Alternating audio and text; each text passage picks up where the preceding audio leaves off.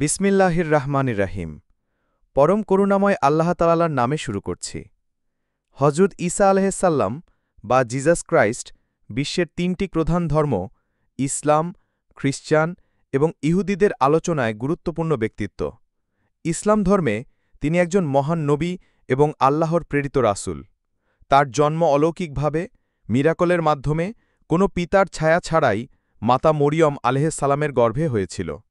ইসলাম ধর্ম ঈসা আলাইহিসসালামকে মানবজাতির হেদায়েতের জন্য প্রেরিত এক মহান নবী হিসেবে গ্রহণ করে, যার আগমনের সময়কাল ছিল বিশেষ রাজনৈতিক, ধর্মীয় এবং সামাজিক সংকটে পরিপূর্ণ।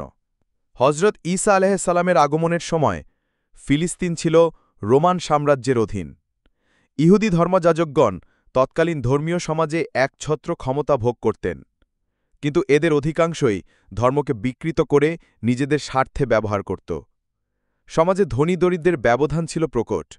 দুর্নীতি, কুসংস্কার, আধ্যাত্মিক শূন্যতা এবং নৈতিক অধঃপতন ছিল সর্বত্র। হজরত মরিয়ম আলাইহিসসালাম ছিলেন ইমরান পরিবারের কন্যা। পবিত্র, ধার্মিক এবং বিনয়ী নারী হিসেবে তিনি ছিলেন বিশুদ্ধতার প্রতীক। আল্লাহ তাকে বিশেষভাবে পবিত্র ও সম্মানিত করেন এবং তাকে মনোনীত করেন বিশ্বজগতের নারীদের মধ্যে শ্রেষ্ঠ একজন হিসেবে। পবিত্র কোরআনে মরিয়ম আলাইহিসসালামের প্রতি বিশেষ অধ্যায় সূরা মরিয়ম নাজিল হয়েছে। আল্লাহ মরিয়মকে সুসংবাদ দিলেন, তোমার গর্ভে আমি আমার রূহ ফুঁকব এবং তুমি এক পবিত্র পুত্র সন্তানের জননী হবে। ফেরেশতা জিবরাইল আলাইহিসসালাম মানবরূপে এসে তাকে এই সংবাদ দেন। হজরত ঈসা আলাইহিসসালাম কোনো পিতার সম্পর্ক ছাড়াই জন্মগ্রহণ করেন, যা মানবজাতির জন্য এক বিস্ময়কর ঘটনা। এই অলৌকিক জন্ম পবিত্র কোরআনের বিভিন্ন স্থানে উল্লেখ আছে। সূরা আল ইমরান, সূরা মরিয়ম। ঈসা আলাইহিসসালাম জন্মের পরপরই মাতার পবিত্রতা প্রমাণ করতে কথা বলেন, আমি আল্লাহর বান্দা, তিনি আমাকে কিতাব দান করেছেন এবং নবী করেছেন।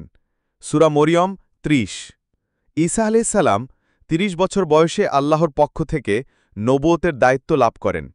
তিনি বিশেষভাবে ইসরায়েল বংশধর বা বনু তিসরাইলের হেদায়েতের জন্য প্রেরিত হন।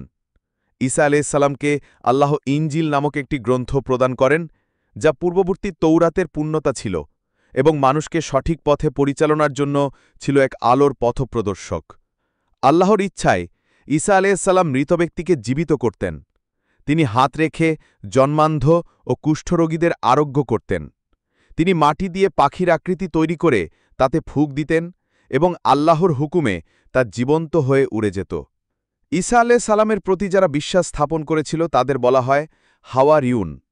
তারা ঈসা আলাইহিসসালামের সাথে থেকে সত্য প্রচারে অংশ নেন এবং তার পাশে থাকেন। এই শিষ্যগণ ঈসা আলাইহিসসালামের প্রচার ভ্রমণে সহায়তা করেন এবং তার উপর ঈমান আনেন, যদিও তাদের মধ্যেও পরবর্তীতে বিভ্রান্তি দেখা দেয়। ইহুদিরা ঈসা আলাইহিসসালামের অলৌকিক ক্ষমতা ও সত্যিকারের নবুয়ত দেখে ঈর্ষান্বিত হয় এবং রোমান শাসকদের সহযোগিতায় তাকে হত্যা করার পরিকল্পনা করে। ইসলাম অনুসারে ঈসা আলাইহিসসালামকে হত্যা করা হয়নি, বরং আল্লাহ তাকে জীবিত অবস্থায় উত্থাপন করেন এবং তার পরিবর্তে অন্য কাউকে তাদের মতো করে দেওয়া হয়। তারা তাকে হত্যা করেনি এবং ক্রুশবিদ্ধও করেনি, বরং তাদের কাছে সন্দেহজনক করে তোলা হয়েছিল। সূরা আন-নিসা ১৫৭। আল্লাহ তাকে জীবিত অবস্থায় আকাশে উঠিয়ে নেন এবং কিয়ামতের পূর্বে পৃথিবীতে পুনরায় পাঠানোর ঘোষণা দেন। কিয়ামতের নিকটবর্তী সময়ে ঈসা আলাইহিসসালাম পৃথিবীতে অবতরণ করবেন এবং দাজ্জালকে হত্যা করবেন। তিনি মুসলিম উম্মার একজন সহকারী হিসেবে কাজ করবেন এবং মুহাম্মদ সাল্লাল্লাহু আলাইহি ওয়াসাল্লামের শরিয়া অনুযায়ী শাসন করবেন।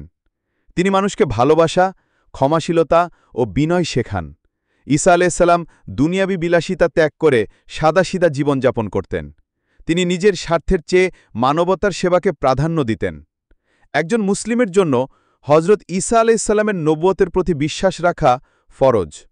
কোরআনে ঈসা আলাইহিসসালামের নাম ২৫ বার উল্লেখ করা হয়েছে এবং তাকে মসীহ, রুহুল্লাহ, কালিমাতুল্লাহ বলা হয়েছে।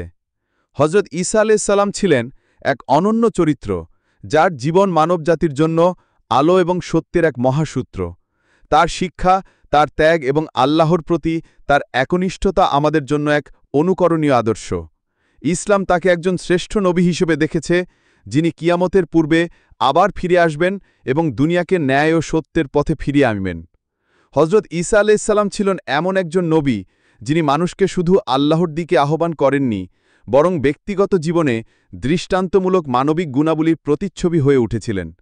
তার জীবনের প্রতিটি অধ্যায় ছিল নিঃস্বার্থতা, আত্মত্যাগ এবং মানব সেবার অগাধ দৃষ্টান্ত।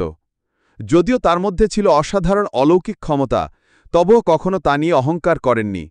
বরং তিনি সবসময় বলতেন, আমি আল্লাহর বান্দা, তিনি আমাকে কিতাব দান করেছেন এবং নবী বানিয়েছেন। সূরা মরিয়ম ৩০। তিনি পাপীদের প্রতি কঠোর ছিলেন না, বরং সংশোধনের পথ খোলা রাখতেন। মানুষকে তওবার প্রতি আহ্বান জানাতেন। এখনও জীবিত আছেন এবং তিনি কিয়ামতের পূর্বে পৃথিবীতে পুনরায় আগমন করবেন।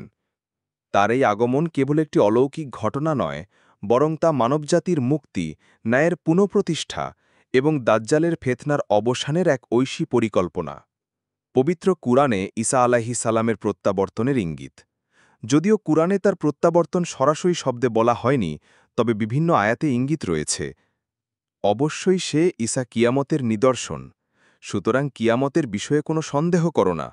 সূরা জুখরুফ ৬১ নম্বর আয়াত। তারা তাকে হত্যা করেনি, তাকে ক্রুশবিদ্ধ করেনি, বরং তাদের জন্য বিষয়টি সন্দেহজনক হয়ে উঠেছিল, বরং আল্লাহ তাকে নিজের কাছে তুলে নিয়েছেন। সূরা নিসা ১৫৭ থেকে ১৫৮ নম্বর আয়াত। দাজ্জাল হবে একজন প্রতারক, যিনি নিজেকে প্রভু দাবি করবে, তার হাতে অলৌকিক শক্তি থাকবে এবং সে বিশাল জনসমর্থন ও বিভ্রান্তি সৃষ্টি করবে। দাজ্জালের ফিতনার অবসানে আল্লাহ ঈসা আলাইহিস সালামকে আকাশ থেকে পৃথিবীতে অবতরণ করাবেন। হাদিস অনুযায়ী তিনি দামেস্কের পূর্ব দিকের সাদা মিনারে অবতরণ করবেন। এই সূত্রটি নেওয়া হয়েছে সহিহ মুসলিম হাদিস থেকে। ঈসা আলাইহিস সালাম কোনো নতুন ধর্ম বা শরিয়াত নিয়ে আসবেন না।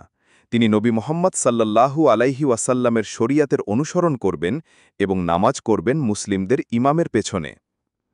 ঈসা আলাইহিস সালাম দাজ্জালকে বাইতুল মুকাদ্দাস সংলগ্ন একটি স্থানে অর্থাৎ লুদ নামক শহরে হত্যা করবেন। দাজ্জালের মৃত্যু ও শয়তানি শক্তির পতনের পর দুনিয়ায় ন্যায়, শান্তি ও মানবতা প্রতিষ্ঠা হবে। ঈসা আলাইহিস সালামের শাসনকালে মানুষ অস্ত্র ফেলে দেবে, যুদ্ধ বন্ধ হবে, এমনকি পশুরাও হিংস্রতা ত্যাগ করবে। তার যুগে এতটাই সমৃদ্ধি হবে যে যাকাত নেওয়ার মতো কেউ থাকবে না। তার আগমনের মাধ্যমে খ্রিস্টান এবং ইহুদি জনগোষ্ঠী ইসলামের সত্যতা উপলব্ধি করবে এবং ইসলামের ছায়াতলে আসবে। তিনি ক্রুশ ভেঙে দেবেন, শূকর হত্যা করবেন এবং মানুষের কবর পুজোর কুফরি সংস্কার দূর করবেন। ঈসা আলাইহিস সালাম পৃথিবীতে ৪০ বছর অবস্থান করবেন। অনুমান করা হয় এরপর তার স্বাভাবিক মৃত্যু হবে, মুসলিমরা তার জানাজা নামাজ পড়বে এবং তাকে দাফন করা হবে মুহাম্মদ সাল্লাল্লাহু আলাইহি ওয়াসাল্লামের কবরের পাশে মদিনায়, অর্থাৎ মসজিদে নববীর রওজা মুবারাকে। হজরত ঈসা আলাইহিস সালামের ফিরে আসা শুধুমাত্র দাজ্জাল নিধনের জন্য নয়, বরং তিনি মানবতা, ইনসাফ, দয়া এবং ঈমানের জীবন্ত আদর্শ রূপে ফিরে আসবেন। আল্লাহর এই পরিকল্পনার মাধ্যমে আবারও দুনিয়ায় সৎ ও সত্যবাদী শক্তির বিজয় ঘটবে। দুর্নীতির বিরুদ্ধে চূড়ান্ত জবাব, মানবতার পূর্ণ মুক্তির সূচনা, ঈমানদারদের জন্য প্রেরণা ও স্বস্তির নিঃশ্বাস। তার বিরুদ্ধে ইহুদি ধর্মযাজকদের ষড়যন্ত্র ও তাঁকে হত্যা বা ক্রুশবিদ্ধ করার চেষ্টা। ইসলাম ধর্মমতে ঈসা আলাইহিস সালামকে হত্যা করা হয়নি কিংবা ক্রুশে চড়ানো হয়নি, বরং আল্লাহ তাঁকে জীবিত অবস্থায় আকাশে তুলে নিয়েছেন। এই বিশ্বাস মুসলিম আকিদার অর্থাৎ বিশ্বাস ব্যবস্থার একটি মৌলিক উপাদান। ঈসা আলাইহিস সালামের যুগে ইহুদি সমাজে ব্যাপক ধর্মীয় বিকৃতি ছড়িয়ে পড়েছিল। তারা তাওরাতের প্রকৃত শিক্ষা ভুলে গিয়েছিল এবং ধর্মীয় নেতারা লোভ, অহংকার, রাজনীতির দাসে পরিণত হয়েছিল। তিনি প্রচার করেন আল্লাহর একত্ব, আন্তরিকতা, সদাচরণ, দয়া ও ক্ষমাশীলতার শিক্ষা। এই শিক্ষা ছিল ইহুদি ধর্মগুরুরা প্রচার করা কঠোরতা ও বৈষম্যের বিপরীত। ঈসা আলাইহিস সালামের মুজিজা ও জনপ্রিয়তা। ঈসা আলাইহিস সালাম যখন রোগ নিরাময়, মৃতকে জীবিতকরণ, অন্ধকে দৃষ্টিশক্তি দেওয়ার মতো অলৌকিক মুজিজা দেখাতে থাকেন, তখন সাধারণ মানুষ তার প্রতি আকৃষ্ট হয়। নেতৃত্ব হুমকিতে পড়া। ইহুদি প্রধানেরা ঈসা আলাইহিসসালামের জনপ্রিয়তা ও ভিন্ন ধর্মীয় মতাদর্শকে তাদের কর্তৃত্বর জন্য হুমকি হিসেবে দেখতে লাগল। রাজনৈতিকভাবে অপবাদ। তারা ঈসা আলাইহিসসালামকে রোমান সম্রাটের বিরুদ্ধে বিদ্রোহকারী হিসেবে উপস্থাপন করে ষড়যন্ত্রের জাল বিস্তার করে। গোপন পরিকল্পনা। তারা গোপনে রোমান গভর্নর পন্টিয়াস পাইলেটের কাছে অভিযোগ করে যে ঈসা আলাইহিসসালাম নিজেকে ইসরায়েলের রাজা দাবি করেছেন, যা রোমান শাসনের বিরুদ্ধে বিদ্রোহ। শিষ্যের বিশ্বাসঘাতকতা। ইসলামী বর্ণনা অনুসারে ঈসা আলাইহিসসালামের একজন শিষ্য লোভের বশবর্তী হয়ে ইহুদিদের সাহায্য করে। খ্রিস্টান বিশ্বাস অনুসারে তার নাম জুডাস ইসকারিয়ত। ক্রুশবিদ্ধ করার প্রচেষ্টা। ইহুদিদের অভিযোগ ও বিচার। ইহুদিরা ঈসা আলাইহিসসালামের বিরুদ্ধে ধর্ম অবমাননার অভিযোগ এনে তাকে হত্যা করার দাবি তোলে। রোমান গভর্নর শেষ পর্যন্ত তাদের চাপের মুখে ক্রুশবিদ্ধ করার নির্দেশ দেয়। আল্লাহর প্রতিরক্ষা। তবে ইসলাম অনুসারে এই মুহূর্তেই আল্লাহ তাআলা তার প্রিয় নবীকে রক্ষা করেন। তারা ঈসা আলাইহিসসালামকে হত্যা করেনি এবং ক্রুশবিদ্ধ করেনি, বরং তাদের জন্য বিষয়টি সন্দেহজনক করা হয়েছিল, যা সূরা আন-নিসার ১৫৭ নম্বর আয়াতে বলা হয়েছে। কিভাবে রক্ষা করা হল? ইসলামী দৃষ্টিকোণ। ঈসা আলাইহিসসালামের পরিবর্তে অন্যকে ক্রুশে তোলা। তাফসির অনুসারে আল্লাহ একজন লোককে ঈসা আলাইহিসসালামের আকৃতি দেন এবং তাকেই শত্রুরা ধরে ক্রুশে চড়ায়। মতভেদ আছে, কেউ বলেন ওই ব্যক্তি বিশ্বাসঘাতক শিষ্য ছিল, আবার কেউ বলেন রোমান সেনা। ঈসা আলাইহিসসালামের আসমানে উত্তোলন। আল্লাহ ঈসা আলাইহিসসালামকে জীবিত অবস্থায় আকাশে তুলে নেন, যা সূরা আন-নিসার ১৫৮ নম্বর আয়াতে বলা হয়েছে, বরং আল্লাহ তাঁকে নিজের কাছে তুলে নিয়েছেন। তাফসির, হাদিস ও ইসলামী ব্যাখ্যা। তাফসির ইবনে কাসির। ইবনে কাসির বলেন, তারা তাকে হত্যা করেনি, বরং আল্লাহ তাকে নিজের কাছে উঠিয়ে নিয়েছেন, আর যাকে ক্রুশে চড়ানো হয়েছিল সে ছিল অন্য ব্যক্তি। সহিহ হাদিস। রসূল সাল্লাল্লাহু আলাইহি ওয়াসাল্লাম বলেন, কিয়ামতের পূর্বে ঈসা অবতরণ করবেন, তিনি দাজ্জালকে হত্যা করবেন, ন্যায়বিচার প্রতিষ্ঠা করবেন, যা সহিহ মুসলিমে ২৯৩৭ নম্বর হাদিস। ষড়যন্ত্র ব্যর্থ হওয়ার পরিণতি। ইহুদি জাতির উপর গজব। ইহুদি জাতির উপর বিভিন্ন গজব আসে। তাদের ঘরবাড়ি ধ্বংস হয়, রাজ্য বিলুপ্ত হয়, তারা চিরদিন ছিন্নমূল জাতি হিসেবে পরিচিত হয়। আল্লাহ তার প্রিয় বান্দাকে রক্ষা করেন। সত্য কখনো ধ্বংস হয় না। ষড়যন্ত্রকারীরা শেষ পর্যন্ত পরাজিত হয়। ঈসা আলাইহিসসালামের প্রত্যাবর্তন ও পূর্ণ প্রতিকার। কিয়ামতের পূর্বে আগমন। ঈসা আলাইহিসসালাম আবার আসবেন এবং তখন তিনি ইহুদি ও খ্রিস্টান উভয়েরই বিভ্রান্তি দূর করবেন। দাজ্জাল নিধন এবং সত্য প্রতিষ্ঠা। তার হাতে দাজ্জাল নিহত হবে এবং ইনসাফ ও আল্লাহর হুকুম বিশ্বজুড়ে প্রতিষ্ঠিত হবে। ঈমানের দৃষ্টিভঙ্গি ও শিক্ষা। ঈমানের রূপরেখা। মুসলিম হিসেবে বিশ্বাস রাখতে হয়, ঈসা আলাইহিসসালাম আল্লাহর নবী, তাকে হত্যা করা হয়নি, তিনি আকাশে জীবিত, তিনি আবার পৃথিবীতে আসবেন। মুসলমানদের জন্য শিক্ষা। মিথ্যার জয় কখনো স্থায়ী হয় না। সত্যবাদী ব্যক্তিকে আল্লাহ সব সময় রক্ষা করেন। ষড়যন্ত্রের জাল আল্লাহর পরিকল্পনার সামনে দুর্বল।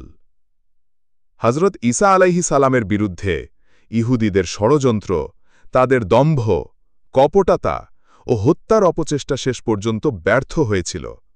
আল্লাহ তার নবীকে রক্ষা করেছেন, শত্রুকে বিভ্রান্ত করেছেন এবং এই ঘটনার মাধ্যমে একটি চিরন্তন শিক্ষা দিয়েছেন, আল্লাহর প্রেরিত সত্য কখনো পরাজিত হয় না। ইসলাম আমাদের শেখায়, তারা কৌশল করেছে, আল্লাহও কৌশল করেছেন। নিশ্চয় আল্লাহ সেরা কৌশলকারী। আল্লাহ আমাদের সবাইকে জান্নাতবাসী বানান, আমিন। চ্যানেলটি সাবস্ক্রাইব করুন এবং বেল আইকনটি অন করে দিন, যাতে পরবর্তী ভিডিও দেখতে পান। পরবর্তী ভিডিও দেখার জন্য অনুরোধ রইল।